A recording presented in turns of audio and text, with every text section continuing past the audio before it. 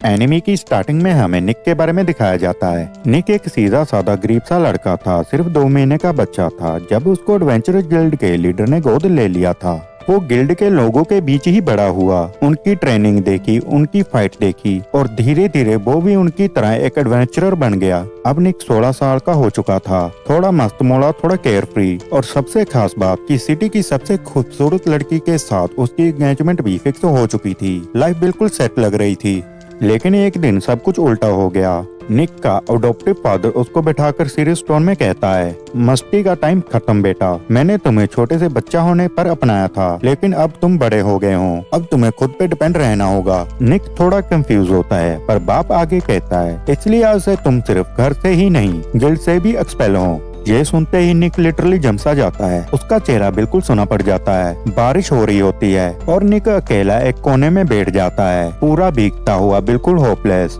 उसके दिमाग में सिर्फ अपने फादर की बातें घूम रही होती है, जिसे मैंने हमेशा अपना हीरो माना, मेरा सब कुछ, उसने एक ही पल में सब कुछ तोड़ दिया। लेकिन निक थोड़ी देर बाद खुद को कंट्रोल करता है। वो सोचता है, मैं रोकर कुछ भी नहीं बदल सकता, बहस करना बेकार है, मैं सबको प्रूव करके दिखाऊंगा कि मैं अकेला भी कुछ बन सकता हूँ।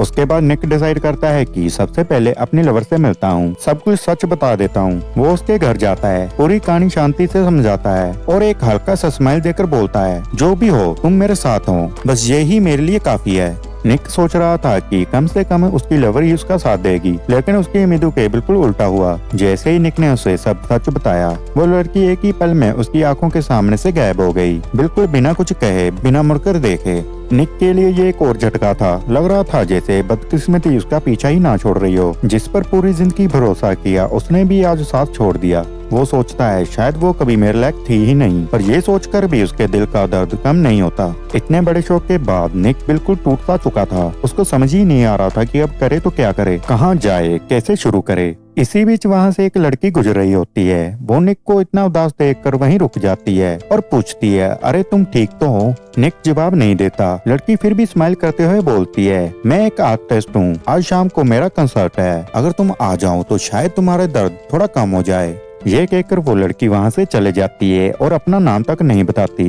पहले निक सोचता है, मैं क्यों जाऊँ, क्या फायदा, लेकिन थोड़ी देर बाद वो खुद को समझाता है, चलो एक बार ट्राई कर लेता हूँ, शायद थोड़ा हल्का फील हो जाए। शाम को निक कंसर्ट देखने जाता है। म्यूजिक सुनते ही उसके दिल का बोझ थोड़ा हल्का पड़ने लगता है। शो के एंड पर वो हल्का सा रिलीफ महसूस करता है। उसके बाद निक डिसाइड करता है कि अब वो अपनी लाइफ दोबारा शुरू करेगा और सबसे पहला स्टेप अपनी खुद की एडवेंचर टीम बनाना। वो एडवेंचरर गिल्ड जाता है, फॉर्म देखता है, लोगों से बात करता है, लेकिन प्रॉब्लम ये थी, कोई भी उसकी टीम ज्वाइन करना नहीं चाहता था। सब उससे बच रहे थे, किसी को उस पर ट्रस्ट नहीं था। निक को लगने लगा था कि शायद उसके लिए नए से शुरू करना इम्पॉसिबल है। उदास होकर वो एक टोरेंट जाता है, थोड़ी ड्रिंक करता है, बस अपना दर्द भूलने की कोशिश। तभी उसको बारटेंडर की आवाज सुनाई देती है। तीनों गेस्ट को जगह नहीं मिल रही, सब अकेले अकेले आए हैं, तो इनको उस अकेले लड़के के टेबल पर बैठा दो। वो अकेला लड़का अब यूजुअली निकी ही था। थोड़ी देर बाद 3 लोग उसके टेबल पर आ जाते हैं। पहली एक स्कोरेस, दूसरा एक प्रीस्ट और तीसरा शॉकेंगली, एक ड्रैगन जो ह्यूमन फॉर्म में था।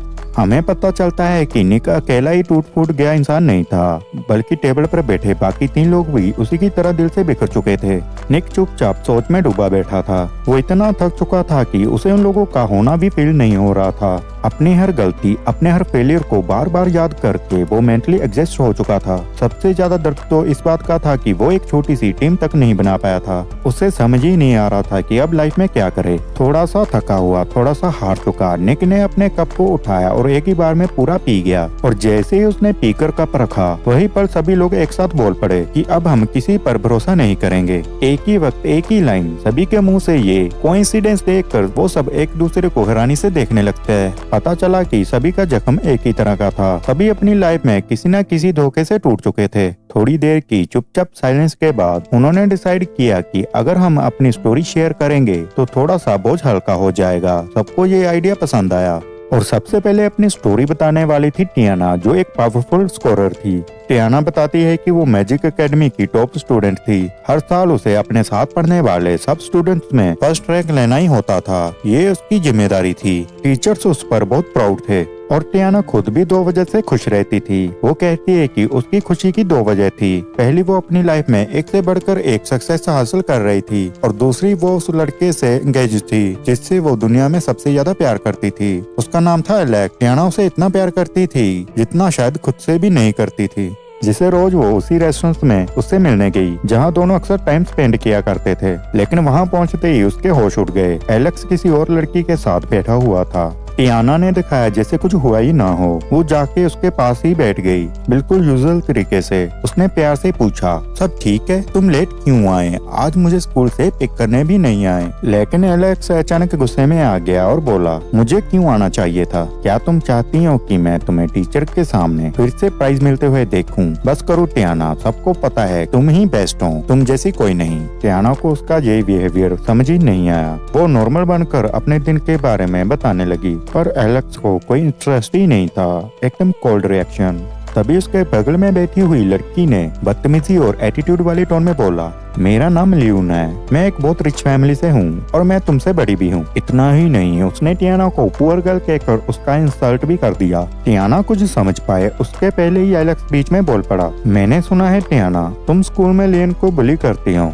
टियाना एलेक्स की बात सुनकर बिल्कुल हक्की बक्की रह गई। उसने तुरंत समझाने की कोशिश की कि ऐसा कुछ भी नहीं हुआ, लेकिन एलेक्स ने उसकी एक भी बात सुनने से पहले ही उसे फिर से बीच में रोक दिया। वो गुस्से में बोला, लोग मेरा मजाक उड़ाते हैं। टियाना, सब कहते हैं कि तुम टैलेंटेड हो, इंटेलिजेंट हो, और मैं तो उनके लिए एक बेकार निकम्मा इंसान हूँ। टियाना ये बातें सुनकर और भी टूटने लगती है, पर एलेक्स वहीं नहीं रुकता। वो आखिरी बार कहता है, हम दोनों एक लेवल पर नहीं हैं और मैंने डिसाइड कर लिया है, मैं तुमसे एंगेजमेंट तोड़ रहा हूँ और लियोन से शादी करूंगा। तुम अपनी जिंदगी दूर कहीं और जाकर जियो।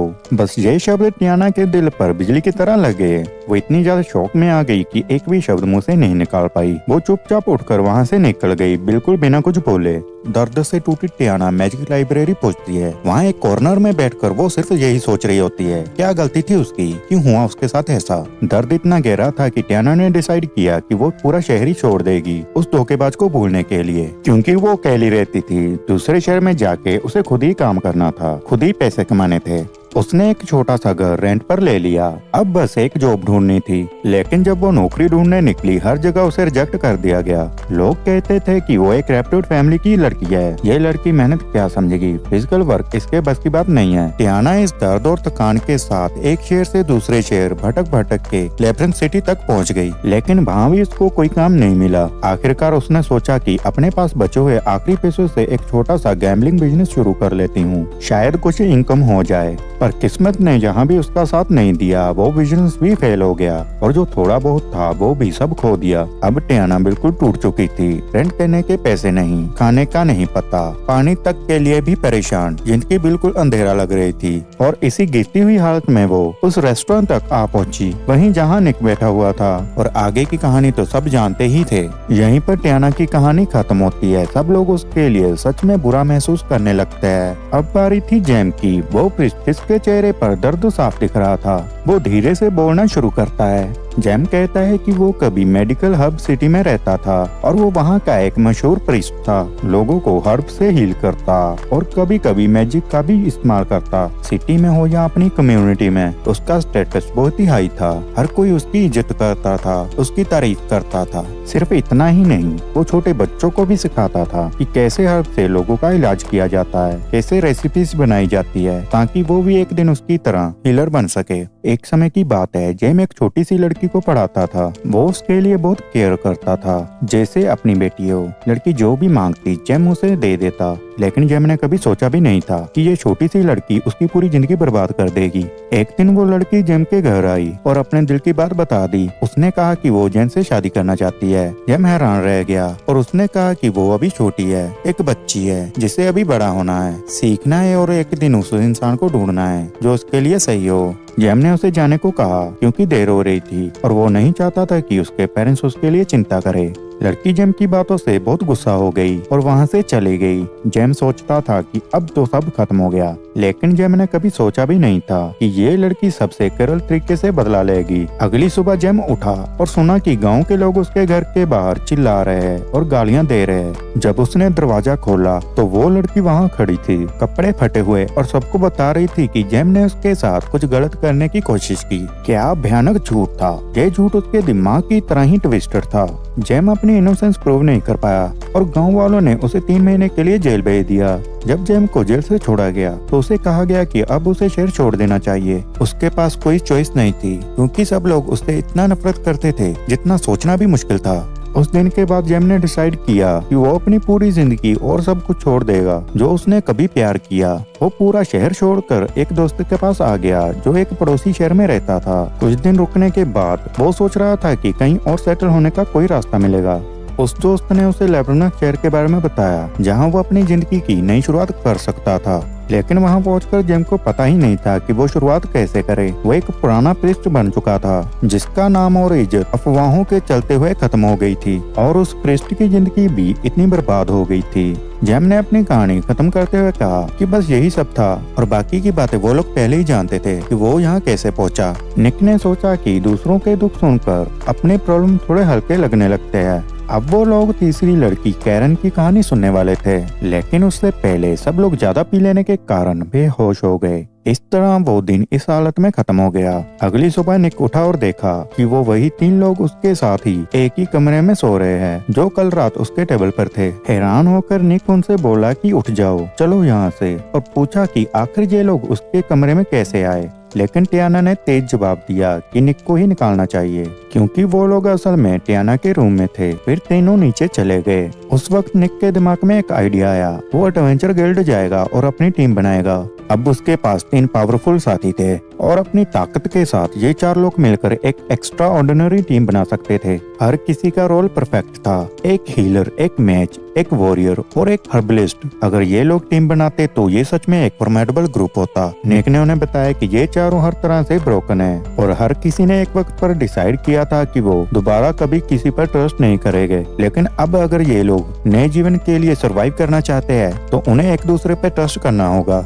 निक ने कहा कि उन्हें एक साथ खड़ा होना होगा और मिलकर अपनी टीम को बनाकर फील्ड में डोमिनेट करना होगा। सभी लोग बहुत एक्साइटमेंट से मान जाते हैं और कहते हैं कि वो निक का ही साथ देंगे और कभी उसका साथ नहीं छोड़ेंगे। उसके बाद वो सब मिलकर गिल्ड में आ जाते हैं ताकि अपनी टीम को ऑफिशियली बनाने की रिक्वेस्ट दे सके। गिल्ड मास्टर निक को देखकर कहती है कि मुझे याद है तुम पहले लॉर्ड ऑफ वार नाम की टीम में थे। जिस पर निक कहता है हाँ, मैं उसी टीम में था, लेकिन उन्होंने मुझे बाहर निकाल दिया था और अब मैं अपनी खुद की टीम बना रहा हूँ। गिल्ड मास्टर कहती है इसमें कोई प्रॉब्लम नहीं है, बस तुम बता दो कि तुम अपनी टीम का नाम क्या रखना चाहते हो। निक उन्हें बताता है कि हमारी टीम का नाम सर्वाइवर्स होगा, क्योंकि हम सबने अपनी जिंदगी में बहुत सारी मुश्किलें झेली है पर फिर भी कभी हार नहीं मानी। ये सुनने के बाद सभी मेंबर्स को ये नाम बहुत पसंद आता है और वो कहते हैं कि तुमने बिल्कुल परफेक्ट नाम चूज किया है, क्योंकि ये हमारी कहानी को सही तरह डिस्क्राइब करता है। उसके बाद सभी एक जगह पर बैठ जाते हैं और निक कहता है कि हमें फ्यूचर में कोई प्रॉब्लम ना हो, इसलिए हमें खुद के कुछ रूल्स बनाने चाहिए और इन रूल्स का फैसला भी हम सब मिलकर ही करेंगे। तभी टियाना एक रूल सजेस्ट करती है कि सबसे पहला रूल ये होना चाहिए कि कोई भी किसी के पर्सनल मैटर में इंटरफेयर नहीं करेगा और हर कोई अपनी मर्जी से काम कर सकता है। फिर जेम कहता है कि जो भी पैसे हम कमाएंगे उन्हें सभी मेंबर्स में इक्वली डिवाइड कर दिया जाएगा। फिर कैरन कहती है कि तीसरा रूल ये होना चाहिए कि जब भी हम कोई मिशन लेंगे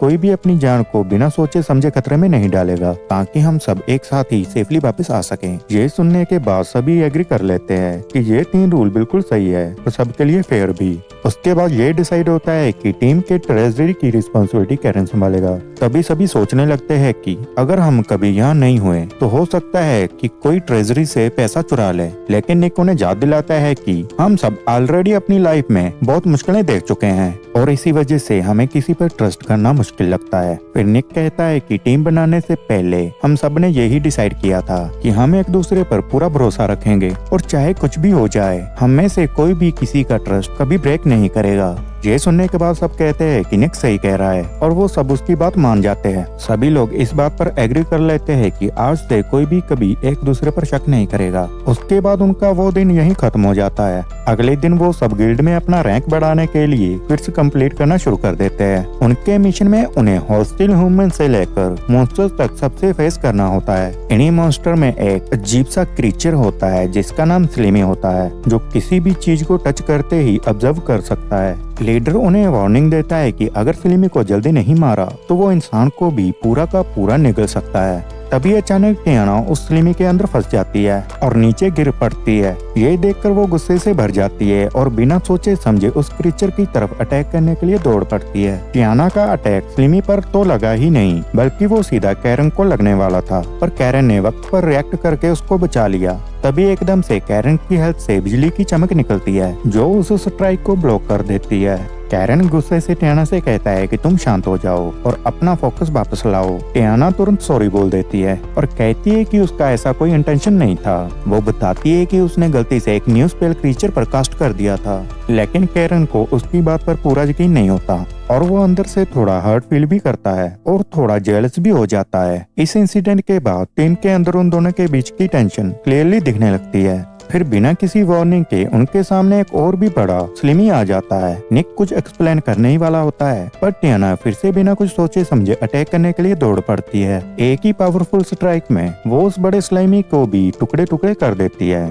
उसके बाद सब लोग अपने कपड़ों से स्लिमी के हिस्सों और मिट्टी को साफ करने लगते हैं। तभी नेक उसे डांट देता है और कहता है कि तुमने बहुत ही रेकलेस काम किया है। नेक कहता है कि मॉन्स्टर को मारना जरूरी था, लेकिन अपनी जान को खतरे में डालना बिल्कुल ही वर्थ नहीं था। वो सभी एक जगह पर बैठकर अपनी एबिलिटीज के बारे में बातें कर रहे होते हैं। टियाना कहती है कि उसे लाइट की बात माननी है, पर सबसे पहले उन्हें एक दूसरे की एबिलिटीज को अच्छे से समझना होगा। ये सुनते ही सब एग्री कर लेते हैं कि अगर उन्हें टीम बनानी है तो उन्हें अपने स्ट्रेंथ और वीकनेस को शेयर करना होगा ताकि वो एक दूसरे को सपोर्ट दे सके। फिर निक बात को लीड करते हुए कहता है कि उसका वेपन पूरा ऑफेंसिव टाइप का है और वो एक स्किल्ड फाइटर है। वो सबसे कहता है कि तुम सभी के पास या तो मैजिक है या हीलिंग एबिलिटीज, इसलिए हमें अपने स्ट्रॉन्ग पॉइंट्स और वीक पॉइंट्स सब कुछ ओपनली बताना होगा ताकि हम सब एक दूसरे पर ट्रस्ट कर सकें। उसके बाद जेम बोलता है कि मुझे तुम सब पर ट्रस्ट है। वो बताता है कि उसकी सबसे बड़ी वीकनेस स्ट्रॉन्ग फिजिकल अटैक्स है। हालांकि वो अपने रिकवरी मैजिक से खुद को हील कर सकता है, लेकिन स्वर्ड्स और फिजिकल वाव के सामने वो बिल्कुल पावरलेस हो जाता है। तभी टियाना आगे बढ़कर कैरन के पास जाती है और पिछले दिन की अपनी गलती पर फिर से माफी मांगती है। वो सबके सामने बताती है कि उसकी स्पेशलिटी विंड और वाटर मैजिक है। कभी कभी वो लाइटनिंग और अर्थ स्पेल का भी यूज करती है, पर आइस मैजिक में वो अभी सिर्फ एक बिगिनर है। साथ ही वो ये भी एक्सेप्ट करती है कि फायर और अर्थ एलिमेंट उसकी सबसे बड़ी वीकनेस है, क्योंकि ये स्पेल्स उसको काफी बैडली इफेक्ट करते हैं। ये सुनकर ग्रुप एक पल के लिए साइलेंट हो जाता है। फिर कैरन शांति से कहती है कि मैं तुम्हें माफ करती हूँ और टियाना को वार्म फील कराने के लिए अपने हाथ पर एक छोटी सी फ्लेम जला देती है। इसके बाद कैरन सबसे एक सच्चाई शेयर करती है। वो बताती है कि वो असल में एक ड्रैगन है और उसकी सबसे बड़ी स्ट्रेंथ उसका पावरफुल फायर है। कैरन ये बात क्लियरली बताती है कि उसकी सिर्फ एक ही वीकनेस है, वाटर। इसके बाद टीम के सब मेंबर्स पूरी तरह से एक दूसरे के साथ ओपन हो जाते हैं। अब कोई भी अपनी एबिलिटीज या वीकनेस छुपा नहीं रहा होता। उसके थोड़ी देर बाद वो सब अपने नेक्स्ट मिशन पर निकल पड़ते हैं, जहां उन्हें जंगल के अंदर गोब्लिन ट्राइब्स का सामना करना होता है। गोब्लिन्स अकेले हो तो काफी वीक होते हैं, पर जब वो ग्रुप में अटैक करते हैं तो उन्हें हराना बहुत मुश्किल हो जाता है। वो कभी स्वाम में अटैक करते हैं, कभी अकेला जंप कर जाते हैं, लेकिन तब भी टीम मिलकर उन सभी गोब्लिन्स को मार देती है। हर मॉन्स्टर को मारने के बाद वो उसका हॉर्न निकाल लेते हैं, जिसे बाद में वो प्रूफ के तौर पर गिल्ड में देकर रिवॉर्ड मिलता है। तभी टियाना को फील होता है कि एक बहुत ही बड़ा गोब्लिन उनके आसपास ही कहीं छिपा हुआ है। वो एक प्लान बनाती है कि वो अपने स्पेल से उसको डिस्ट्रैक्ट करेगी और बाकी टीम उसको सपोर्ट देगी। सभी उसके प्लान के हिसाब से मूव करना शुरू कर देते हैं। टियाना और कैरन जल्दी जल्दी आपस में सिग्नल्स और शॉर्ट कमेंट्स एक्सचेंज करते रहते हैं ताकि टाइमिंग परफेक्ट रहे। तभी अचानक से एक गोब्लिन जेंट सामने आ जाता है और उसके पीछे एक ग्रुप छोटे गोब्लिन्स का भी होता है। वो बिना वार्निंग के अटैक कर देता है। नॉइज और उनके नॉन स्टॉप अटैक से टीम एक सेकंड के लिए हिल जरूर जाती है, पर वो लड़ना नहीं छोड़ते। से। कैरन तुरंत अपनी फ्लेमिंग स्वर्ड एक्टिवेट करती है और सीधा उस जेंट की तरफ चार्ज कर देती है। कैरन एक अटैक राइट साइड से करती है, फिर एक लेफ्ट साइड से, और इतनी जबरदस्त फोर्स से स्ट्राइक करती है कि वो जेंट जोर से गिर पड़ता है। इस तरह उनका मिशन सक्सेसफुली कंप्लीट हो जाता है। मिशन खत्म होते ही सभी गोब्लिन्स के हॉर्न कलेक्ट करना शुरू कर देते हैं। इसी दौरान कैरन अपनी पॉकेट में से कुछ निकालती है और उसे दुख भरी नजर से देखने लगती है। उसकी आंखों में क्लियरली सैडनेस दिखाई दे रही होती है। वहीं दूसरी तरफ निक एक स्लैन गोब्लिन का हॉर्न उठा रहा होता है और उसका हाथ स्लिप हो जाता है और वो गलती से सीधा कैरन के ऊपर गिर पड़ता है। गिरने की वजह से कैरन के हाथ में जो पेंडेंट था वो नीचे गिरकर टूट जाता है। निक तुरंत माफी मांगता है और कहता है कि उसका बिल्कुल इंटेंशन नहीं था गिरने का, पर कैरन बहुत गुस्से में आ जाती है। तब वो अपनी स्टोरी बताना शुरू करती है। वो कहती है कि एक दिन जब वो मार्केट प्लेस से गुजर रही थी तब उसकी नजर एक बहुत ही खूबसूरत नेकलेस पर पड़ी। नेकलेस इतना सुंदर था कि उसका मन तुरंत उस पर अटक गया, पर प्रॉब्लम ये थी कि वो नेकलेस बहुत महंगा था और कैरन के पास इतने पैसे ही नहीं थे, इसलिए वो थोड़ा उदास होकर वहाँ से निकलने लगी। लेकिन जैसे ही वो टर्न हुई, मर्चेंट ने उसे रोक लिया और उस पर इल्जाम लगाया कि तुमने नेकलेस को स्क्रैच कर दिया है, इसलिए तुम्हें इसकी पेमेंट करनी पड़ेगी। कैरन ये सब सुनकर शॉक हो गई और कसम खाकर बोली कि उसने कुछ नहीं किया। लेकिन वो मर्चेंट फिर भी जिद पकड़कर खड़ा रहा। वो बोलने लगा कि ठीक है, मैं तुम्हें अपनी बड़ी मेहरबानी दिखाते हुए ये नेकलेस आधी कीमत पर दे देता हूँ। तभी उसी वक्त एक यंग लड़का वहाँ शॉप में एंटर करता है जिसका नाम क्रिस होता है। वो सीधा मर्चेंट से कहता है कि मैं जानता हूँ तुम एक फ्रॉड हो।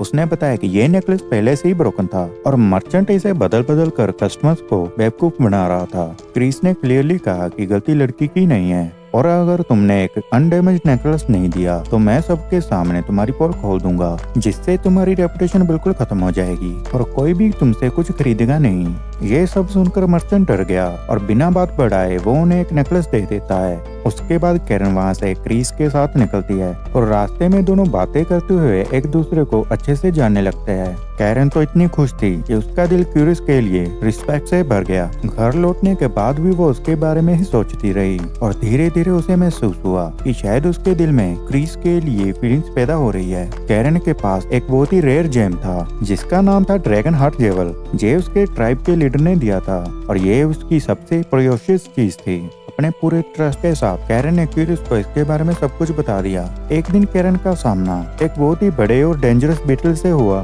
लेकिन वो उसे आराम से हरा देती है। वो खुश थी क्योंकि अब वो क्यूरिस की टीम ज्वाइन करने वाली थी, जिसमें पहले से ही कुछ एडवेंचरर्स मिले हुए थे। फिर उन्होंने एक बड़ा क्वेस्ट एक्सेप्ट किया जिसमें उन्हें एक बहुत ही विशाल सांप से लड़ना था। कैरन को बोला गया कि टीम ज्वाइन करने के लिए उसे ये सरपेंट अकेले ही हराना पड़ेगा, तभी वो अपनी वर्थ प्रूव कर पाएगी। जब टीम के बाकी मेंबर्स ने देखा कि फाइट कितनी डेंजरस हो चुकी है तो वो सब भी तुरंत कैरन की मदद करने के लिए आ गए। वो सांप उनकी सोच से भी ज्यादा स्ट्रॉन्ग निकला। लड़ाई के दौरान ऐसा लग रहा था कि वो सांप सिर्फ कैरन को ही टारगेट कर रहा था और जैसे ही कैरन को कुछ गलत फील हुआ, सांप ने उस पर अपना जहरीला वेनम छिड़क दिया। कैरन दर्द से चीखते हुए जमीन पर गिर गई और क्रिस को मदद के लिए पुकारने लगी, पर क्रिस ने उसको डांट कर कहा कि तुम बिल्कुल बेवकूफ हो, क्योंकि जब सांप को कॉर्नर कर दिया जाता है तो वो हमेशा अपना वेनम सबसे पास खड़े इंसान पर छिड़कते हैं ताकि वो भाग सके। फिर वो ये भी बताता है कि उसने जानबूझकर कैरन को बेट बनाया था ताकि सांप उस पर अटैक करे और थक कर मर जाए, जिससे उनकी टीम का नाम गिल्ड में और ऊपर आ जाए। क्या गंदा और धोखेबाज इंसान था। ऐसी क्रूरता के लिए शब्द भी कम पड़ जाते हैं। कैरन फिर भी उससे रिक्वेस्ट कर रही थी कि वो उसकी जान बचा ले, लेकिन क्रिस ने उसकी एक भी बात नहीं सुनी और अपनी टीम के साथ उसे वहीं मरने के लिए छोड़कर चला गया। कुछ देर बाद कैरन होश में आई और उसे समझ नहीं आ रहा था कि वो कैसे बच गई। पॉइजन ने उसे नहीं मारा था, पर जब उसे पता चला कि क्यूरिस भागते वक्त ड्रैगन हार्ट जेवल भी चुरा कर ले गया है, कैरन चिल्लाते हुए कह रही थी कि वो जेवल उसकी सबसे ज्यादा प्यारी चीज थी। ये उसके ट्राइब के लीडर का दिया हुआ गिफ्ट था और वो क्यूरिस को कभी माफ नहीं करेगी। जब कैरन अपने घर वापस पहुंची तो उसने देखा कि क्यूरिस वापस आकर उसके सारे वेपन्स और सामान भी चुरा कर भाग चुका था। ये सब देखकर कैरन और भी ज्यादा शॉक में घुल गई। उस दिन के बाद से कैरन बिल्कुल टूट चुकी थी। उसका सिर्फ एक ही लक्ष्य रह गया था, क्यूरिस को ढूंढना और अपना सब कुछ वापस लेना, खासकर अपना वो प्रीशियस जेवल। वो क्यूरिस को हर जगह ढूंढती रही पर वो उसे कभी नहीं मिला। उस वक्त कैरन को जिंदा रहने के लिए पैसे की भी जरूरत थी, तो वो थोड़ी देर आराम करने के लिए एक टवर्न में चली गई। वहीं पर उसकी उन लोगों से पहली बार मुलाकात हुई। कैरन ने कहा कि यही उसकी पूरी कहानी थी। निक उसकी बात सुनकर बहुत ज्यादा इमोशनल हो गया और उसे गिल्ट फील होने लगा कि उसने उसका नेकलेस तोड़ दिया। निक तुरंत एक और वैसा ही नेकलेस ढूंढने लग गया ताकि वो उसका टूटा हुआ नेकलेस रिप्लेस कर सके। उसको बहुत पछतावा हो रहा था, भले ही वो एक एक्सीडेंट था। तभी अचानक निक की मुलाकात उसकी पुरानी फ्रेंड अगोट से हो गई। काफी टाइम के बाद दोनों मिले और साथ बैठकर निक ने उससे सब कुछ बताया कि कैसे उसने अपनी पुरानी टीम छोड़ दी और एक नई टीम ज्वाइन करी। वो ये भी बताता है कि कैसे गलती से कैरन का नेकलेस टूट गया और अब वो उसका रिप्लेसमेंट ढूंढ रहा है। अगोट हंसकर निक से कहती है कि तुम पहले कैरन से पूछ तो लो कि वो वैसा नेकलेस चाह भी रही है या नहीं। हो सकता है वो कुछ बिल्कुल अलग ही चीज पसंद करे, वरना तुम बिना वजह मेहनत करके गलत चीज ले आओगे। उसने निक को समझाया कि कुछ भी करने से पहले कैरन से उसकी पसंद जरूर पूछ लेना। निक ने उसकी बात मान ली और कैरन को ढूंढते हुए मार्केट पहुंच गया। वहाँ कैरन ने उसे बोला कि इधर उधर भटकने के बजाय वो उसके साथ बैठकर थोड़ी देर खाना खा ले। कैरन उसे मजाक करते हुए हंसी मजाक में बात कर रही थी और निक सोच रहा था कि ये लड़की इतनी परेशानियों के बाद भी इतने प्यार से कैसे मुस्कुरा सकती है, जैसे उसको नेकलेस टूटने की बिल्कुल भी परवाह ना हो। उसका इतना हल्का फुल्का रिएक्शन देखकर निक भी हैरान था। दोनों साथ चल रहे थे तो निक ने हिचकिचाते हुए कहा कि उसको नेकलेस टूटने का बहुत बुरा लग रहा है और वो किसी तरह से उसका बदला चुकाना चाहता है। उसने पूछा कि क्या कैरन चाहती है कि वो उसके लिए एक नया नेकलेस लाए या फिर उसकी कोई और इच्छा हो। कैरन मुस्कुराकर कहती है कि उसे निक से कुछ नहीं चाहिए। यही सुनकर निक थोड़ा हैरान हुआ, पर दोनों बातें करते रहे, मजाक करते रहे और धीरे धीरे पूरा एटमॉस्फेयर हल्का हो गया, जैसे नेकलेस वाला इंसिडेंट कभी हुआ ही ना हो। रात को पूरी टीम टर्न में एक साथ बैठकर अच्छा टाइम स्पेंड करती है और वहीं कैरन निक को बताती है कि पेंडेंट टूटने के बाद पहली बार उसको अपनी टीम के साथ एकदम सेफ और कंफर्टेबल फील हुआ। वो लड़की निक से कहती है कि यह पेंडेंट उसको अपने पुराने लवर की याद दिला रहा था, जिसने उसको धोखा दिया था और जिसकी वजह से उसका लोगों पर से भरोसा उठ गया था। लेकिन अब इस पेंडेंट को देखकर उसको एक अजीब सी शांति महसूस हो रही थी। निक हल्का सा हंसी देता है और सोचता है चलो आखिर वो बोल ही पड़ी। अगले दिन सब लोग एडवेंचर गिल्ड में जाते हैं, जहां उन्हें नए मिशन के बारे में बताया जाता है। गिल्ड मास्टर उन्हें कहती है कि एक जगह स्केर्ड स्वर्ड होने की अफवाह है और तुम सबको वहां जाके स्वर्ड को किसी भी हालत में वापस लेना होगा। निक पूछता है अगर वहाँ स्वर्ड नहीं मिला तो? गिल्ड मास्टर कहती है अगर नहीं मिला तो तुम वापस आ जाओगे और 30,000 कॉइन रिवॉर्ड के रूप में मिलेंगे। इतना बड़ा रिवॉर्ड सुनकर सब लोग तुरंत मिशन पर एग्री कर लेते हैं। फिर वो सब अपनी जर्नी स्टार्ट करते हैं और उस जगह पहुँचते हैं जहाँ स्वर्ड होने की बात कही गई थी। जैसे ही वो हेल के अंदर कदम रखते हैं, पूरे हेल में एक ब्राइट लाइट चमकने लगती है और एक हिडन कैमरा उन्हें साइलेंटली ऑब्जर्व कर रहा होता है। अचानक उनके सामने का रास्ता बड़े बड़े पत्थरों से बंद हो जाता है, पर निक कॉन्फिडेंट होता है और कहता है ये सच में बंद नहीं है। वो धीरे धीरे आगे बढ़ता है और वाल के सामने खड़ा होता है और तभी वाल धीरे से खुल जाती है और एक डोर का रास्ता सामने आ जाता है। हिडन कैमरा उन्हें साइलेंटली फॉलो कर रहा था। वो लोग एक बहुत बड़े चैम्बर के अंदर एंटर करते हैं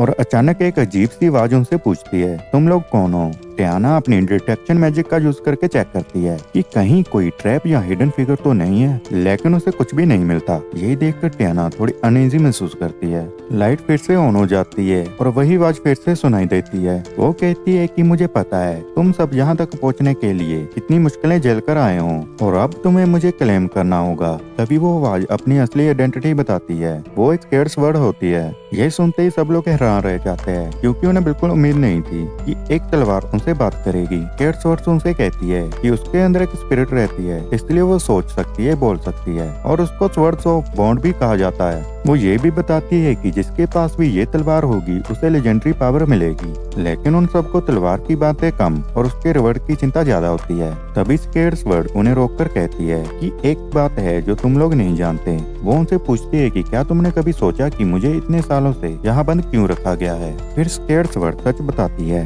गिल्ड के लोग ही झूठ बोलकर उसको यहाँ सील कर गए थे। उन्होंने बोला था कि ये कन्फाइनमेंट उसका नया मास्टर ढूंढने में मदद करेगा, लेकिन असली वजह यह थी कि कोई भी नहीं चाहता था कि कोई भी इस तलवार का दोबारा कभी यूज करे। निक ये सुनकर कहता है कि मैं तुम्हारी सिचुएशन समझ सकता हूँ, लेकिन हमें तुम्हें रिवॉर्ड के लिए वापस लेकर जाना ही पड़ेगा। जैसे ही सब अपने वेपन्स उठाते हैं, एक अजीब सी एनर्जी उन्हें घेर लेती है। केड स्वॉर्ड उन्हें वार्न करती है कि गार्डियन सिस्टम एक्टिवेट हो चुका है, अगर जरा सी भी मिस्टेक हुई तो शायद वो लोग यहीं मारे जाएंगे। और तभी शैडो में से एक गार्डियन बीस्ट बाहर आ जाता है और अपने मैसिव हाथ से जमीन पर इतनी जोर का वार करता है कि पूरा फ्लोर हिलने लगता है। फ्लोर तेजी से हिलने लगता है और सभी लोग हवा में उछल जाते हैं। तभी टियाना निक को आराम से कहती है कि शांत हो जाओ, धीरे करो, लेकिन कैरन सीधा उस मॉन्स्टर की तरफ चार्ज कर देती है। पर वो क्रीचर भी कम डेंजरस नहीं होता। वो तुरंत एक आइस स्टॉर्म जैसे अटैक से कैरन को सीधा स्टोमच पर मार देता है, जिससे कैरन बुरी तरह से इंजर्ड हो जाती है। यही देखकर निक बिल्कुल गुस्से से भर जाता है और पूरी ताकत से मॉन्स्टर पर अटैक करने लगता है। लेकिन उसके सरप्राइज की बात यह होती है कि निक के कोई भी अटैक उस क्रीचर पर काम ही नहीं करते। मॉन्स्टर उल्टा उसके ऊपर लगातार पावरफुल अटैक करता रहता है, जिससे निक को समझ ही नहीं आता कि इसको कैसे हराया जाए। तभी निक की स्वॉर्ड उससे बात करती है और कहती है कि तुम इसे बिना मेरी हेल्प के नहीं हरा सकते। ये क्रीचर सिर्फ मेरे जैसे स्केड ब्लेड से ही चोट खा सकता है। निक जैसे इस वर्ड को पकड़ता है, उसके पूरे शरीर में एक स्ट्रॉन्ग पावर फ्लो होने लगता है। इधर उसके साथी ट्राई करते हैं कि एस्केप का रास्ता खुल जाए, लेकिन गेट पूरी तरह से सील होता है। स्वॉर्ड फिर निक से कहती है कि अपने किसी एक दोस्त पर ध्यान लगाओ और यूनियन बोलो। कैरन को चूज करके करो क्योंकि उसके पास एक्स्ट्रा ऑर्डिनरी स्ट्रेंथ है। निक वैसा ही करता है, लेकिन कुछ भी नहीं होता। निक स्वॉर्ड पर डाउट करता है कि कहीं वो झूठ तो नहीं बोल रहा, पर स्वॉर्ड कहता है कि कोई अजीब सी चीज उनकी फ्यूजन को रोक रही है। तभी मॉन्स्टर एक और अटैक कर देता है। निक मुश्किल से उस अटैक को ब्लॉक करता है और उस मॉन्स्टर का एक हिस्सा काट देता है, पर जैसे ही वो हिस्सा जमीन पर गिरता है, वो अलग से एक छोटा मॉन्स्टर बन जाता है। फिर बड़ा क्रीचर एक हैवी अटैक करता है, जिससे निक और बाकी सब लोग सीधा एक गहरी पिट में जा गिरते हैं। वहाँ सबके अंदर एक नया गुस्सा भर जाता है और वो फिर से लड़ने का डिसाइड करते हैं। टियाना अपने आइस मैजिक से मॉन्स्टर को पूरी तरह फ्रीज कर देती है और कैरन वापस पिट में कूदकर निक को बाहर निकालने जाती है, पर मॉन्स्टर आइस तोड़कर फिर से एक जबरदस्त अटैक लॉन्च कर देता है। तब टियाना मॉन्स्टर के सामने खड़ी हो जाती है ताकि थोड़ा टाइम मिल सके, और जैम अपनी एनर्जी कैरन और निक दोनों को देकर उन्हें पावर अप करता है। निक की हालत ऑलरेडी बहुत खराब होती है, वो मुश्किल से खड़ा रहता है। वो स्वर से कहता है, ये बीस्ट बहुत पावरफुल है, हम इसे कभी नहीं हरा पाएंगे। जब निक ने कैरन को अपनी तरफ आते देखा तो वो जोर से चिल्लाया कि वो यहाँ से भाग जाए, बाकी सबको लेकर तुरंत एस्केप कर ले। वो नहीं चाहता था कि कोई भी उसकी वजह से चोट खाए, लेकिन कैरन ने साफ मना कर दिया। उसने कहा कि वो निक को कभी नहीं छोड़ेगी। जैसे वो दोनों साथ आए थे वैसे ही साथ में ही वापस जाएंगे, चाहे दोनों बच जाए या फिर दोनों मर जाए। ये बात सुनकर निक का दिल सच में पिघल गया। थका हुआ होने के बावजूद वो हल्का सा मुस्कुरा दिया और उसके ब्रोकन पेंडेंट के लिए फिर से सॉरी बोलने लगा। तभी उसकी स्वर बीच में ही बोल पड़ती है, अब बस बातें मत करो, वो करो जो मैंने तुम्हें पहले बताया था, इस बार ये पक्का काम करेगा। निक ने स्वर की बात पर यकीन करने का फैसला कर लिया। इधर टियाना मॉन्स्टर के सामने अकेली खड़ी थी। उसे लग रहा था कि शायद यही उसकी जिंदगी का लास्ट मोमेंट है। वो क्रीचर जैम और टियाना दोनों को कुचलने के लिए रेडी हो चुका था, पर तभी एक हज अटैक आता है और मॉन्स्टर को एक ही स्ट्राइक में 100 टुकड़ों में काट देता है। ये देखकर सब हैरान रह जाते हैं। निक, कैरन और वो लेजेंडरी स्वॉर्ड तीनों फाइनली एक साथ फ्यूज हो चुके थे। उनकी कंबाइंड स्ट्रेंथ इतनी ज्यादा थी कि एक ही अटैक में पूरे मॉन्स्टर को जमीन से ही मिटा दिया। लेकिन फाइट खत्म होते ही निक और कैरन दोनों नीचे गिर जाते हैं। वो दोनों बिल्कुल थक चुके थे, उनकी सारी एनर्जी खत्म हो चुकी थी, और ये नॉर्मल भी था क्योंकि जो उन्होंने किया था वो किसी के लिए भी मुमकिन नहीं होता, बिल्कुल एक्स्ट्रा ऑर्डिनरी। टाइम स्किप होता है और हम देखते हैं कि पूरी टीम वापस गिल्ड में आ गई है ताकि वो लेजेंडरी स्वॉर्ड को रिटर्न कर सके। गिल्ड मास्टर ने तलवार को ध्यान से देखा और कहा कि उसे कुछ मिसिंग लग रहा है। सब हंस पड़े और कहा कि ये तलवार कुछ दिनों से डाइट पर थी, लगभग 5 किलो कम हो गया था, तो क्या कर सकते थे, बस इसी तरह उन्हें ये तलवार मिली। गिल्ड मास्टर ने हल्की सी मुस्कान के साथ कहा कि तलवार उतनी पावरफुल नहीं लग रही जितनी मैंने सोची थी, लेकिन वो मैं गिल्ड में रखूंगी और तुम्हें तुम्हारा रिवॉर्ड दे दूंगी। फिर भी वो चुपके से सोच रही थी, ये कैसे हो सकता है, ये तलवार लेजेंडरी स्ट्रेंथ वाली नहीं थी क्या? लेकिन मेरे दोस्त निक ने असली तलवार इतनी आसानी से नहीं दी। जो सच में हुआ वो ये था कि असली तलवार के अंदर जो स्पिरिट थी वो ब्लेड छोड़कर उस लड़के के अंदर चले गई जो उनके पीछे खड़ा था। इस तरह गिल्ड को जो भी तलवार मिली वो सिर्फ फेक थी, बिना किसी असली एनर्जी के। नया लड़का बोलने लगा जैसे तलवार जिंदा हो, और निक का प्लान सबके सामने लाने ही वाला था, लेकिन निक ने तुरंत बीच में बोल दिया और गिल्ड मास्टर को बताया कि ये सिर्फ एक नया मेंबर है जो हमारी टीम में शामिल हुआ है और इसका नाम कुजाना है। है। गिल्ड मास्टर थोड़ी सरप्राइज हुई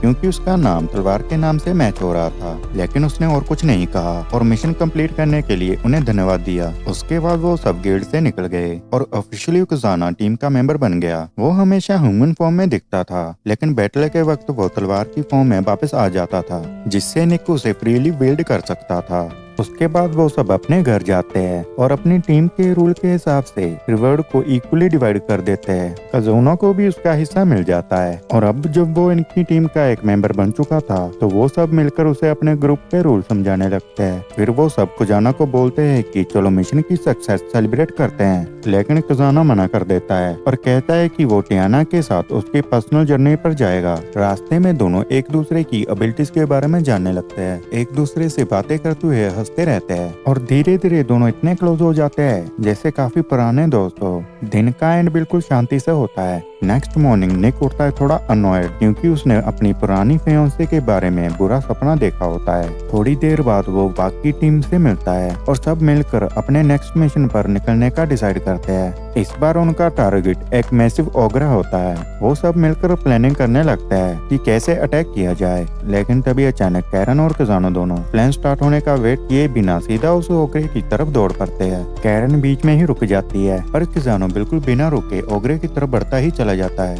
ओग्रे ने जैसे ही उसको देखा वो तुरंत खजानों पर अटैक करने आ गया, लेकिन खजानों पर इसका बिल्कुल भी असर नहीं हुआ। वो एकदम शांत था, जैसे इस अटैक का उसके लिए कोई मतलब ही ना हो। फिर खजानो आसानी से उसके सारे अटैक्स को ब्लॉक कर देता है और तभी वो अपनी मल्टीपल कॉपीज बना लेता है जो उस ओग्रे को हर तरफ से घेर लेती है। उसके बाद खजानो एक ही पावरफुल स्ट्राइक से उस बड़े से क्रीचर को नीचे गिरा देता है और ओग्रे एक ही पल में बेहोश हो जाता है। यही देखकर सभी हैरान रह जाते हैं कि खजानो कितना अनबिलीवेबल फाइटर है। निक भी वहाँ आता है और कहता है कि खजानो तुम तो सच में कमाल हो, पर निक को खुद को महसूस होता है कि उसके अंदर एक अजीब सी कमजोरी आ रही है, जबकि उसने तो फाइट भी नहीं की थी। तभी खजाना उसे बताता है कि फाइट के दौरान उसने अपनी टीम के सभी मेंबर्स की थोड़ी थोड़ी एनर्जी ली थी, परमानेंट नहीं बस टेम्परेरी, जैसे कि सब लोग मिलकर उसके थ्रू फाइट कर रहे हो। यह सुनने के बाद सब लोग और भी ज्यादा शॉक्ड हो जाते हैं और कहते हैं कि खजाना का मल्टीपल डुप्लीकेशन एबिलिटी वाकई में बहुत ही एक्स्ट्रा ऑर्डिनरी है।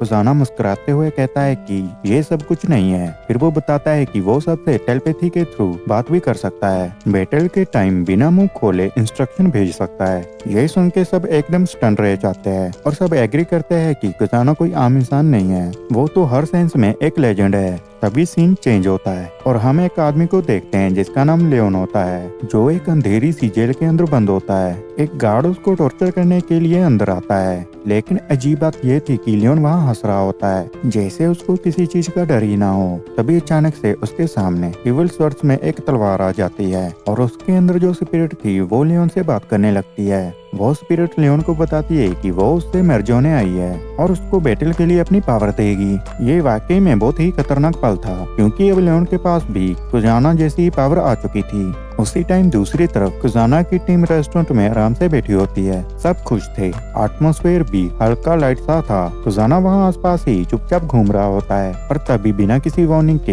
एक बड़ा सा एक्सट्रीमली फ्यूरियस टाइगर उनके सामने आ जाता है और सब लोग तुरंत समझ जाते हैं कि ये कोई आम टाइगर नहीं, ये तो लियोन ही था, जो अब इविल स्वर्ड के साथ फ्यूज हो चुका था।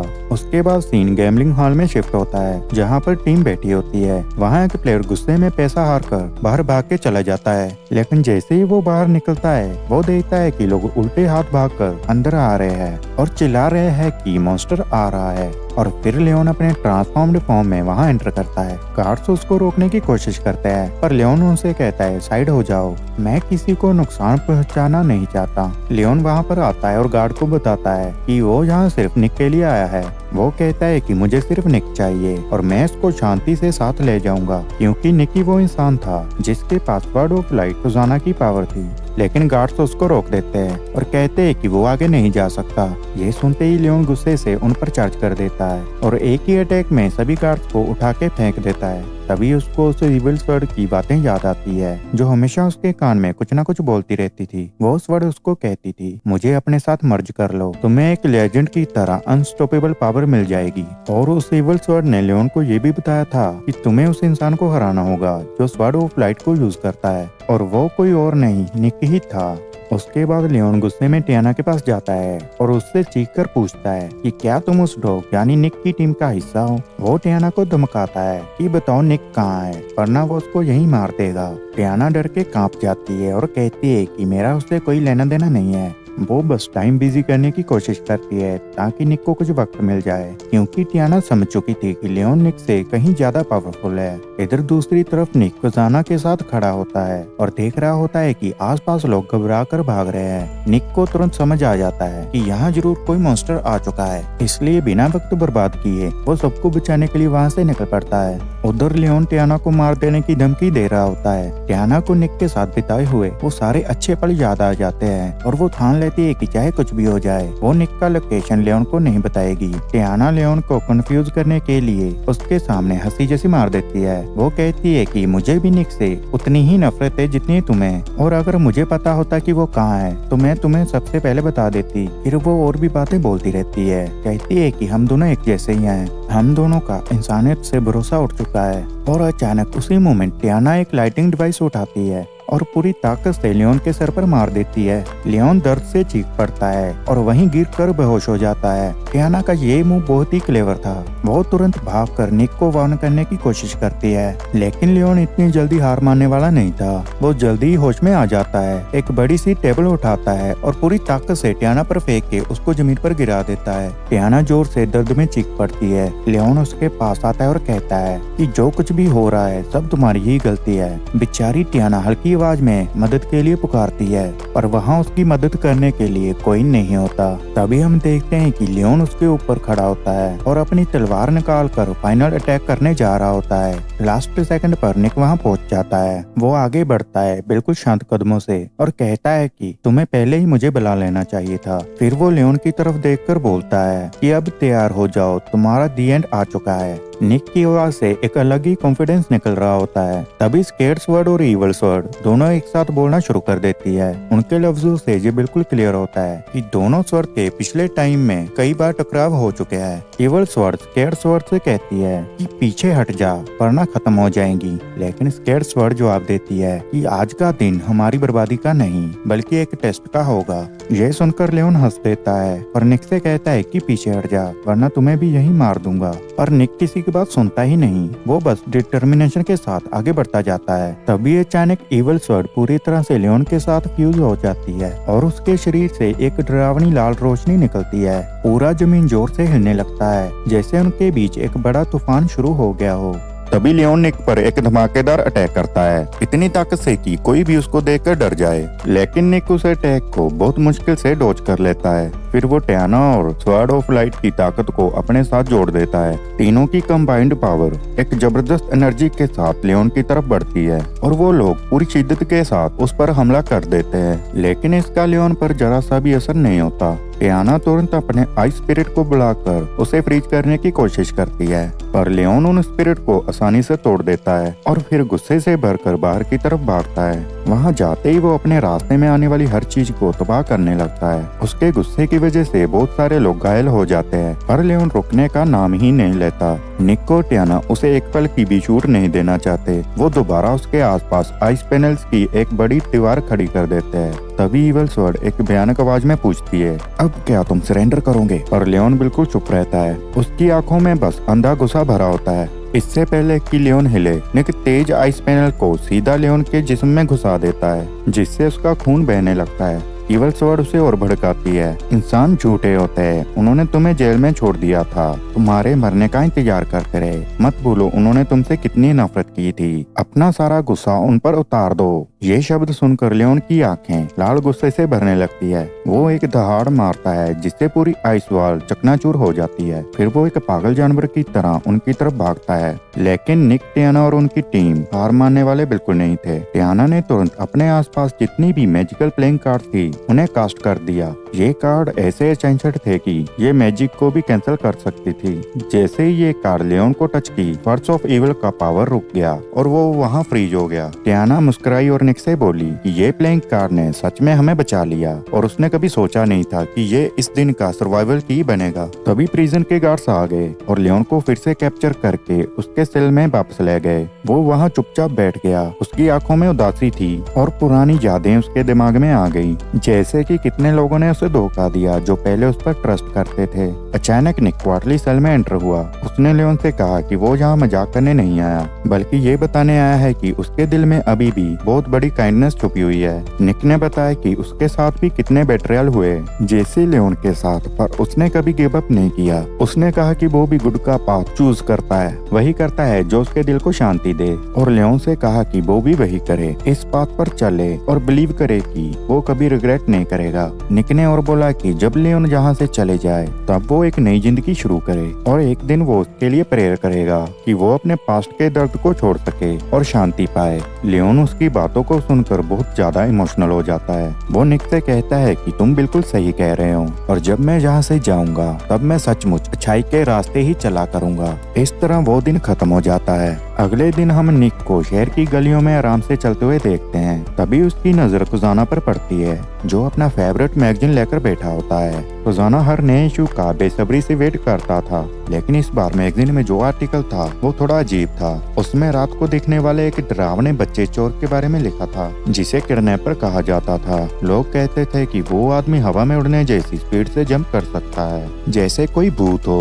निक ये पढ़कर मुस्कुरा देता है और खुजाना से कहता है कि मैगजीन की हर बात पर यकीन मत किया करो। कई बार लोगों को अट्रैक्ट करने के लिए झूठी खबरें भी लिख देते हैं, पर खुजाना इस बार सीरियसली कहता है कि यह मैगजीन मशहूर है और सिर्फ सच्ची कहानियां ही पब्लिश करता है। तभी जब दोनों किडनैपर के बारे में बात कर ही रहे होते हैं, उनके सामने एक जर्नलिस्ट आ जाती है। उसका नाम ओलिवा होता है। ओलिवा उन्हें बताती है कि वो भी इस आदमी के बारे में जानती है। निक मजाक से खुजाना से कहता है, देखा मैंने कहा था मैगजीन वाली स्टोरी शायद सच भी हो सकती है। ओलिवा निक को प्यार से ग्रीट करती है और अपना परिचय देती है कि वो एक जर्नलिस्ट भी है और एक एडवेंचरर भी। ओलिवा उनसे कहती है कि वो उनकी टीम रिसर्चर्स के बारे में पहले से ही सुन चुकी है और गिल्ड भर में उनकी अचीवमेंट की बहुत चर्चा हो रही है। फिर वो ये भी कहती है कि अब उसे जाना होगा, लेकिन अगर कभी उन्हें उसकी जरूरत पड़े तो वो उन्हें आसानी से मिल जाएगी। इतना कहकर वो हाथ हिलाकर मुस्कुराती है और वहाँ से चली जाती है। शाम को जब जैम घर जा रहा होता है, तभी उसकी नजर एक छोटी सी लड़की पर पड़ती है जो अंधेरे रास्ते पर अकेली चल रही होती है। अचानक से वही भूत जैसा किडनैपर उस लड़की के सामने आ जाता है और एक पल में ही उसको उठाकर ले जाता है। उसी वक्त निक और खुजाना आसपास ही चल रहे होते हैं और आपस में नॉर्मल बातें कर रहे होते हैं। तभी खुजाना अचानक रुक जाता है और कहता है कि उसे यहाँ आसपास एक अजीब सी एनर्जी फील हो रही है। वो बताता है कि ये एनर्जी तेजी से कम हो रही है। इसका मतलब कोई फाइट चल रही है और कोई अपना मैजिक पावर यूज कर रहा है। निक हैरान होकर कहता है, ये जरूर जैम होगा। वो चालाक आदमी, वो इतनी जल्दी सोर्स तक पहुँच भी सकता है। और वैसा ही होता है। जब वो दोनों वहाँ पहुँचते हैं, तब जैम उस भूत जैसी शक्ल वाले किडनैपर से लड़ने की कोशिश कर रहा होता है और उस छोटी लड़की को बचा रहा होता है। निक बिना सोचे समझे आगे बढ़ता है और सीधा अपनी तलवार से उस स्पेक्टर पर अटैक कर देता है। घोस्ट निक का अटैक देखकर शॉक हो जाता है और गुस्से में पूछता है कि तुम मुझे इनविजिबल होते हुए भी कैसे देख सकते हो। निक हल्की सी स्माइल करता है और कामली कहता है कि मैं भी तुम्हारी तरह घोस्ट बन सकता हूँ। और अगले ही पल में निक का बॉडी बदलने लगता है और वो घोस्ट मोड में आ जाता है। दूसरी तरफ खजाना अपनी स्किल एक्टिवेट करके अपनी कई डुप्लीकेट बना लेता है जो हर डायरेक्शन से घोस्ट पर अटैक करते हैं, लेकिन कोई भी अटैक उस पर असर नहीं करता। घोस्ट एक बड़ा पावरफुल अटैक करने ही वाला होता है, तभी वो अचानक पीछे हट जाता है और उनका मजाक उड़ाता हुआ हंसता है।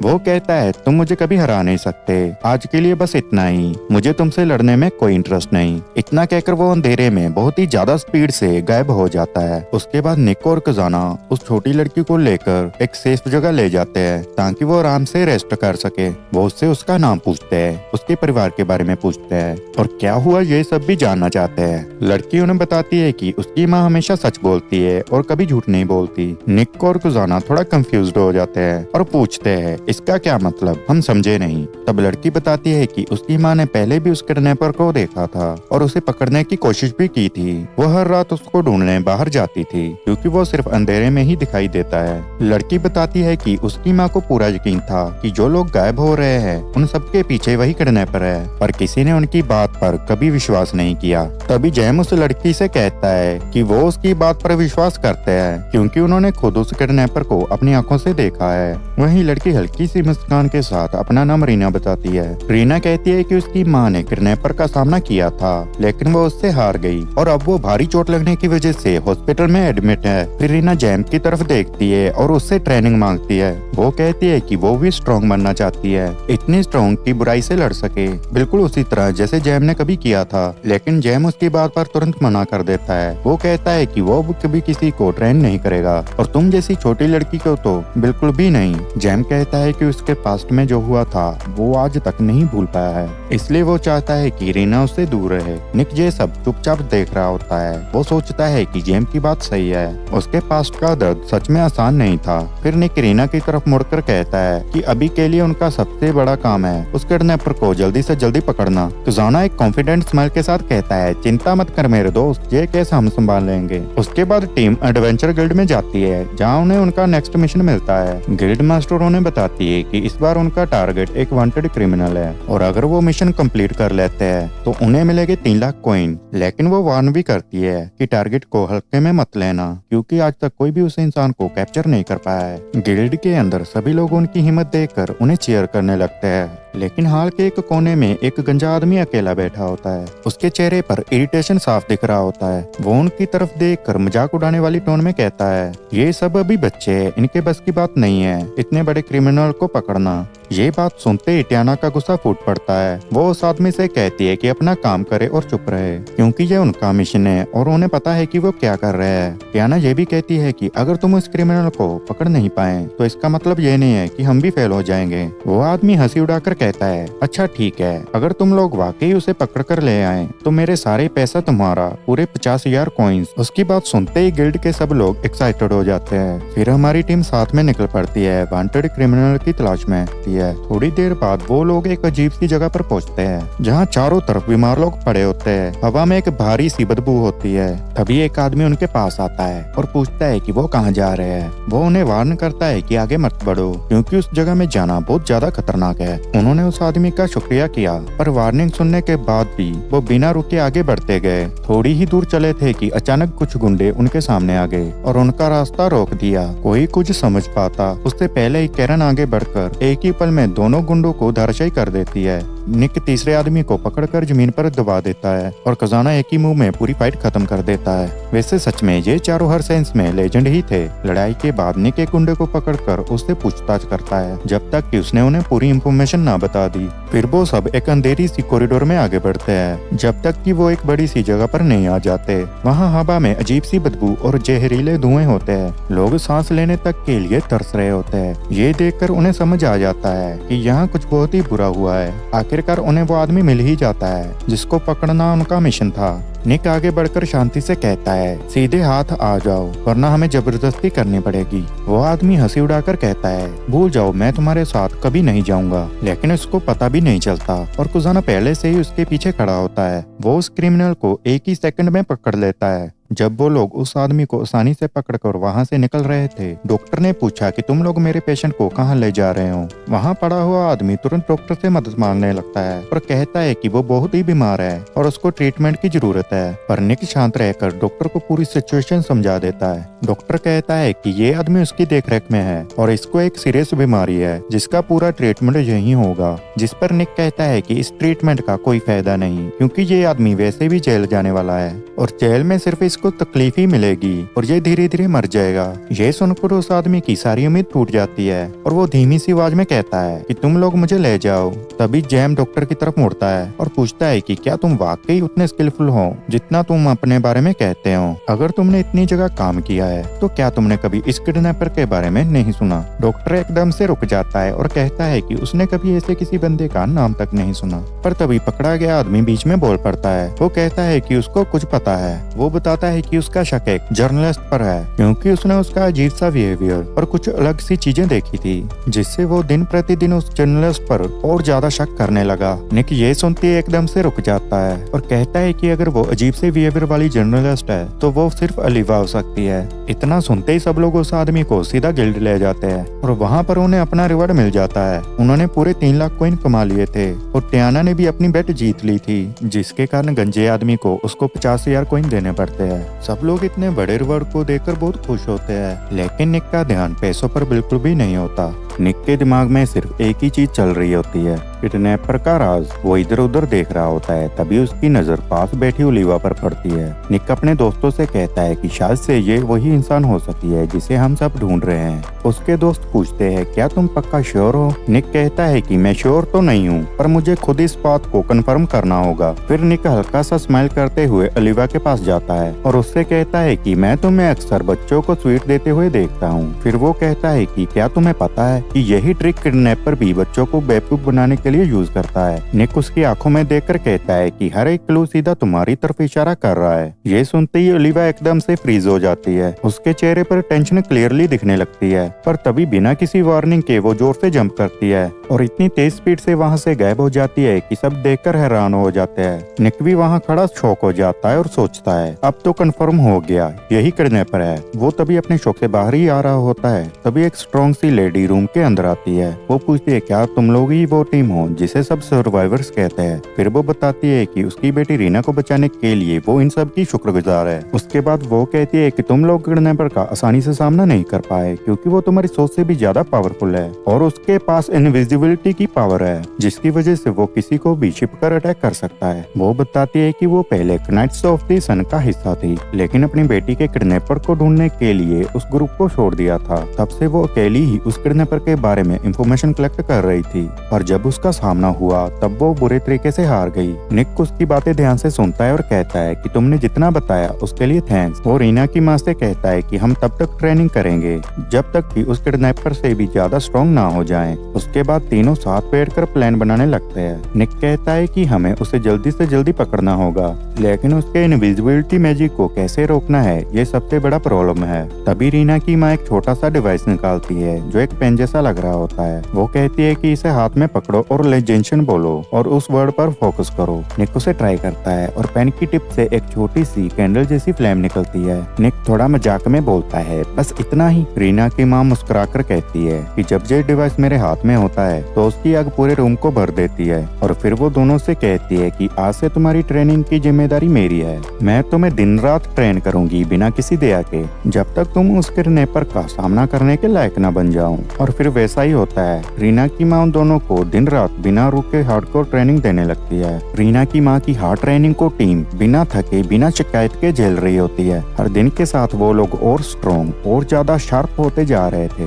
फिर एक दिन एक छोटी सी लड़की अकेली चल रही होती है तभी अचानक से किडनैपर वहाँ आ जाता है और उसको पकड़ लेता है। उसे बिल्कुल पता नहीं होता कि खुजाना और टीम वहीं आसपास छिपकर बैठे हुए थे। जैसे वो मोमेंट आता है जैम आगे बढ़कर उस गोस्ट को चिढ़ाते हुए कहता है अब वक्त आ गया है निक से मिलने का। गोस्ट ये सुनते ही बिना कुछ बोले तुरंत फ्लाई करता है और 1 सेकंड में वहाँ से गायब हो जाता है। निक को तुरंत समझ आ जाता है कि ये ओलिवा नहीं है क्योंकि इस इंसान का बॉडी स्ट्रक्चर ओलिवा से ज्यादा लंबा और वियर्ड था। खुजाना कहता है कि ये बंदा एक ही टाइम पर मल्टीपल स्पेल्स यूज कर रहा था और ये काम सिर्फ कोई हाई लेवल एक्सपर्ट ही कर सकता है जिसके पास मैसिव मैजिकल एनर्जी हो। ओलिवा जैसी नॉर्मल इंसान के लिए ये पॉसिबल ही नहीं है। टीम के अंदर कंफ्यूजन फैल जाती है। निक भी उन सभी की तरह कंफ्यूज था, बिल्कुल श्योर नहीं था कि अब नेक्स्ट स्टेप क्या होना चाहिए। इस कंफ्यूजन को क्लियर करने के लिए लिए निक डिसाइड करता है कि वो प्रिजन जाके लियोन से मिलेगा। शायद उसके पास कुछ ऐसी इंफॉर्मेशन हो जो सारी डाउट्स को क्लियर कर दे।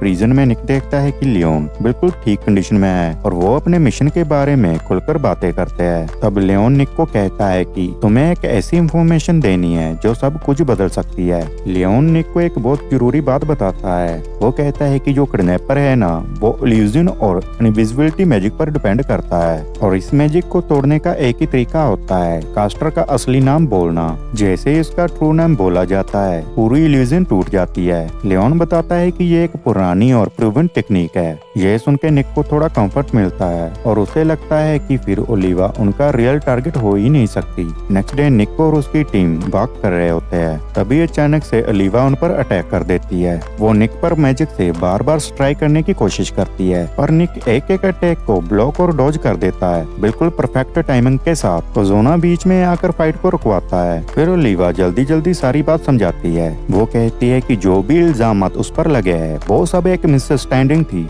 एक दूसरे क्रिमिनल ने उसका नाम यूज करके अपने क्राइम उसके ऊपर डाल दिए थे। वो ये भी कन्विंस करती है कि वो पहले इसलिए भाग गई थी क्योंकि उसे लगा था कि कोई भी उसकी बात पर यकीन ही नहीं करेगा और अब वो उनके सामने खड़ी है ताकि अपनी इनोसेंस प्रूव कर सके और असली गुनहगार को पकड़ने में उनकी हेल्प कर सके। निक कुछ सोचता है और फाइनली डिसाइड करता है कि ओलिवा उनके साथ आ सकती है, लेकिन एक कंडीशन पर कि अब हर हाल में हमें रियल क्रिमिनल को ढूंढकर पकड़ना ही होगा। अपना मिशन कंटिन्यू करते हुए वो लोग एक नियरबाई विलेज में आ जाते हैं जहाँ पर 2 दिन पहले एक लड़की की अजीब तरीके से डेथ हो गई थी। किसी को भी इसकी मौत का रियल रीजन पता नहीं था। विलेजर्स बोल रहे थे कि ये काम उसी किडनैपर का है और सबसे स्ट्रेंज बात ये थी कि उस लड़की के फेस के सारे फ्रैक्चर्स बिल्कुल गायब हो गए थे। निक ध्यान से उस कैफिन को चेक करता है। हर जगह देखने के बाद उसको लड़की की बॉडी के नीचे एक चमगादड़ सा जेम मिलता है। टीम एक दूसरे को देखकर सोच रही होती है कि ये भला कैसा जेम है और इसका कनेक्शन क्या हो सकता है। फिर पता चलता है कि ये एक मैजिक स्टोन है जिसका नाम है जेम ऑफ इल्यूजन,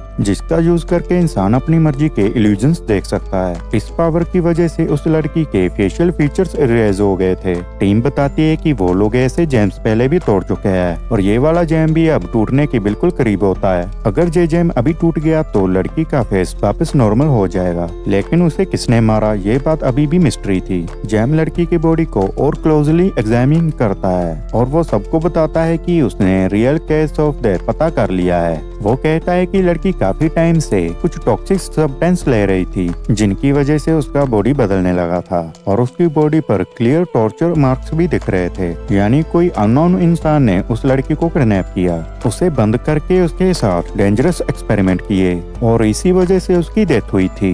जेम सबको बताता है कि इस सिटी में सिर्फ एक ही इंसान है जो बच्चों को इस तरह किडनैप करके उनके साथ टॉर्चर करता है, वही किडनैपर। जेम आगे बोलता है कि अब मुझे एग्जैक्टली पता चल गया है कि वो कौन है। ये सुन के ग्रुप शॉक हो जाता है और पूछता है कि तुम्हें कैसे पता चला। जेम उन्हें सीधा उस किडनैपर की लोकेशन की तरफ पॉइंट कर देता है। निक बिना टाइम वेस्ट किए तुरंत उसके पास जाके उसको फोर्स करके वहीं रोक देता है। निक उसको बार बार स्ट्राइक करता रहता है और चिल्लाता है कि तुम ही हो जो बच्चों को किडनैप करते हो, उन पर गंदे एक्सपेरिमेंट करते हो और उन्हें डेंजरस डिसीजेस से इन्फेक्ट कर देते हो। जैसे ही निक उसका असली नाम नगारवा बोलता है, वैसे ही उसके ऊपर लगा हुआ मैजिक ब्रेक हो जाता है, बिल्कुल वैसे ही जैसे लियोन ने कहा था। फिर वो आदमी डरते हुए आवाज में कन्विंस करता है कि उसे बिल्कुल शौक नहीं हुआ कि जेम उसको पहचान लेगा क्योंकि जेम खुद एक प्रीस्ट है। फिर वो सबके सामने सारी सच्चाई बता देता है। हाँ, वही था जिसने बच्चों को किडनैप किया था और उनके साथ वो सारे हॉरिफाइंग एक्सपेरिमेंट किए। निक उसे गुस्से में पूछता है कि तुमने ऐसा क्यों किया, क्या वजह थी कि तुमने इतनी बेरहमी से इन छोटे बच्चों को टॉर्चर किया,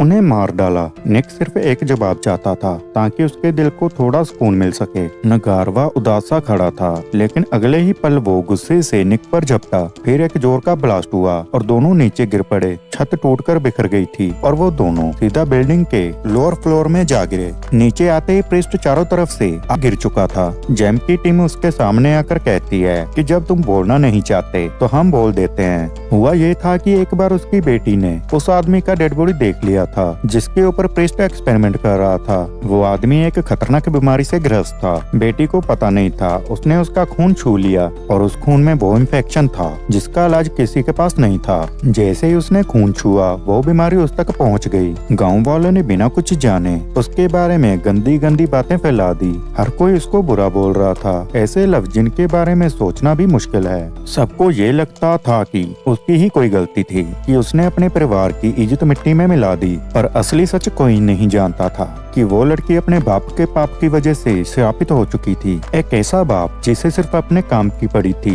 बेटी की नहीं। ये सब सुनकर नगारवा जमीन पर गिर पड़ता है। पछतावा उसके चेहरे पर साफ दिख रहा होता है। वो रोता हुआ कहता है कि उसकी बेटी मर गई और वो उसे बचा नहीं पाया। पर सबसे ज्यादा दर्द उस बात का था कि लोग उसकी बेटी के बारे में बुरी बातें करते रहे, उसका नाम खराब करते रहे, जबकि वो लड़की तो सबसे ज्यादा साफ दिल की थी।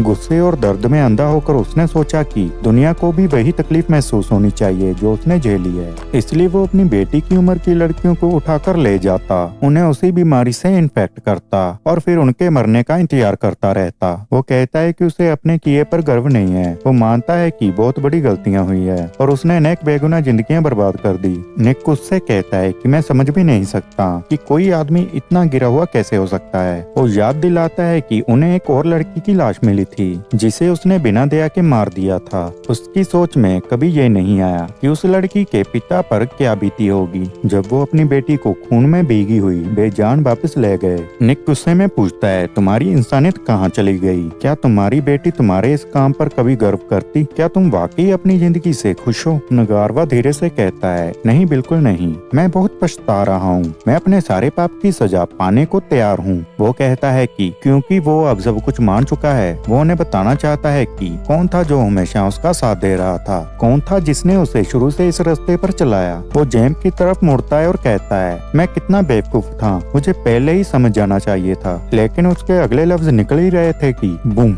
एक लाल रोशनी की बीम दीवार को चीरकर सीधा उसके दिल पर लगती है। वहीं पर उसका अंत हो जाता है। हर तरफ सब कुछ एकदम रुक सा जाता है। वहाँ एक मास्कमैन खड़ा था, वही इंसान जो इस सब का जिम्मेदार था। वो नगारवा से कहता है कि मैं तुम्हें बचाने आया था, लेकिन अब जब तुम सच बोलने वाले हो तो तुम्हें मरना ही होगा। यह सुनकर सब लोग शॉक हो जाते हैं। जैम तुरंत नगारवा को हील करने दौड़ता है पर मास्कमैन उसको एक ही ब्लो में बेहोश कर देता है। वो कहता है कि अब हीलिंग से कोई फायदा नहीं, उसकी मैजिक काम ही नहीं करेगी। कैरन और टियाना गुस्से में आकर फुल पावर से उस पर अटैक करते हैं, लेकिन मास्कमैन उन दोनों को एक एक करके दूर फेंक देता है जैसे उनकी स्ट्रेंथ उसके सामने कुछ भी ना हो। जैम फिर से उठता है और नगारवा के पास जाता है, पर नगारवा उसको कहता है कि पहले अपने दोस्तों को हील करो क्योंकि उसका वक्त तो अब खत्म हो चुका है। जैम पीछे मुड़कर देखता है तो उसके साथी पूरी तरह से इंजर्ड पड़े होते हैं। मास्कमैन आगे बढ़ता हुआ निक को खत्म करने ही वाला होता है, तभी अचानक से ओलिवा वहाँ आ जाती है।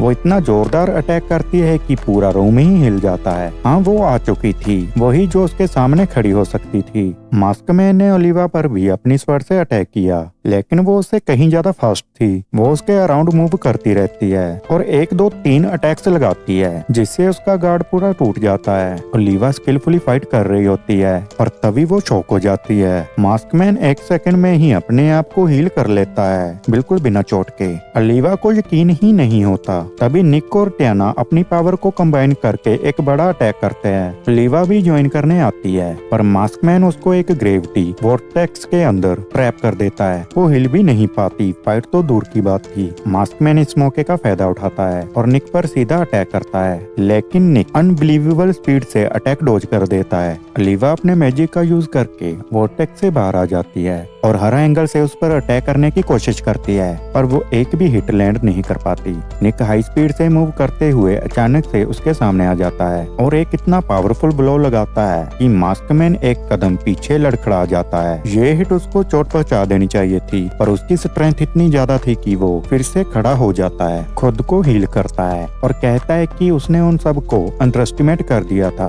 फिर उसका टोन डार्क हो जाता है। वो कहता है कि हम फिर मिलेंगे क्योंकि तुम सबको अब जिंदा नहीं नहीं छोड़ सकता। अचानक मास्कमैन वहाँ से भाग जाता है। वो पीछे मुड़कर कई सारे बॉम्ब्स फेंकता है जो नेक्स्ट सेकंड ही पूरे एरिया में धमाके से फट जाती है। निक और उसकी टीम मुश्किल से बिल्कुल लास्ट मोमेंट पर ब्लास्ट से बच जाते हैं। किसी को भी जरा सी चोट तक नहीं लगती। सब तुरंत भागते हुए इंजर्ड प्रिस्ट के पास पहुंचते हैं और जैम तुरंत हीलिंग मैजिक का यूज करके उसकी जान बचाने की कोशिश करने लगता है। उस आदमी के विटल ऑर्गन्स बहुत बुरी तरह डैमेज हो चुके थे और ये क्लियरली दिख रहा था कि अब उसका एंड आ गया है। तब नगारवा ने एक गहरी सांस ली और उसे कहा कि अब और कोशिश मत करो। उसने बोला कि उसका वक्त आ चुका है, अब वो फाइनली अपनी बेटी से मिल पाएगा और वो इस दुनिया को सुकून के साथ छोड़कर जा रहा है। उसने सबसे कहा कि तुम लोग जहाँ से चले जाओ और अपनी जान बचा लो, मेरी वजह से मत रो, क्योंकि मैंने अपनी जिंदगी में बहुत सारी बेकसूर जानें ली है। उसकी ये आखिरी बातें सुनकर सभी लोग इमोशनल हो गए। वो सब वहाँ से निकल गए। दिल बहुत भारी था, चेहरे पर उदासी क्लियरली दिख रही थी। निक के साथियों ने उसे कहा कि इसे छोड़ दो, तुमने उसको बचाने के लिए जो कुछ भी कर सकते थे सब किया, अब हम कुछ नहीं कर सकते। बस ये मैटर करता है कि हमने किडनैपर को रोक दिया और उसके डर को खत्म कर दिया।